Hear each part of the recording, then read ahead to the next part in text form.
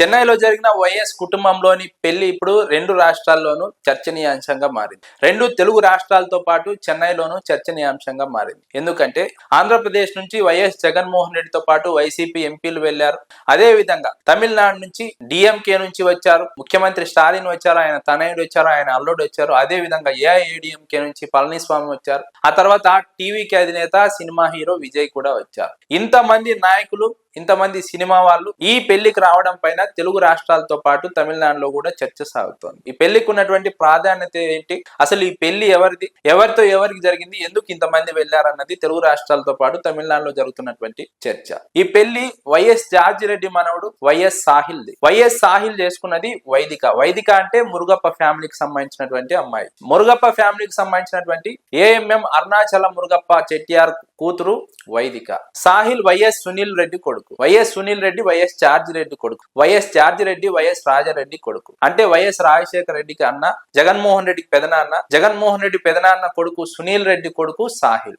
అందుకే ఈ జగన్మోహన్ రెడ్డి వెళ్లారు. జగన్మోహన్ రెడ్డి దాదాపుగా పెళ్లి పెద్దగా వ్యవహరించారు. జగన్మోహన్ రెడ్డి ఫ్యామిలీ మొత్తం, వైఎస్ ఫ్యామిలీ మొత్తం వెళ్ళింది. అదే విధంగా వైసీపీ ఎంపీలు వెళ్లారు, కీలక ప్రముఖులు వెళ్లారు. అటు తమిళనాడు నుంచి కూడా సీఎం స్టాలిన్ తో పాటు టీవీకి అధినేత విజయ్, ఉదయనిధి స్టాలిన్, అదే విధంగా శబరి, ఆ తర్వాత పళనిస్వామి, ఇలా కీలక వ్యక్తులు ఆ వివాహానికి హాజరయ్యారు. ఈ నేపథ్యంలోనే మురుగప్ప ఫ్యామిలీ గురించి చర్చ మొదలైంది. ఎందుకంటే వైఎస్ ఫ్యామిలీ గురించి తెలుగు రాష్ట్రాల్లో ఇప్పటికే పూర్తి స్థాయిలో అవగాహన ఉంది. అయితే మురుగప్ప ఫ్యామిలీ గురించి అంత అవగాహన లేదు. ఈ మురుగప్ప ఫ్యామిలీ అన్నది వ్యాపారంలో చాలా కీలకంగా ఉంది. దాదాపు 1900 సంవత్సరంలో మురుగప్ప ఫ్యామిలీకి సంబంధించినటువంటి బిజినెస్ ను ప్రారంభించడం జరిగింది. దాదాపు ఇప్పటికి 120 ఏళ్ళకు పైగా అవుతుంది. ఈ మురుగప్ప చెట్టియార్ అన్న వ్యక్తి మురుగప్ప ఫ్యామిలీలో మొదటి జనరేషన్. రెండో జనరేషన్ లో AMM Murugappa Chettiar, AMM Vellayan Chettiar, AMM Arunachala Murugappa Chettiar. ఈ మూడో వ్యక్తే అరుణాచల చెట్టియార్. ఈ అరుణాచల మురుగప్ప చెట్టియార్ కూతురే వైదిక.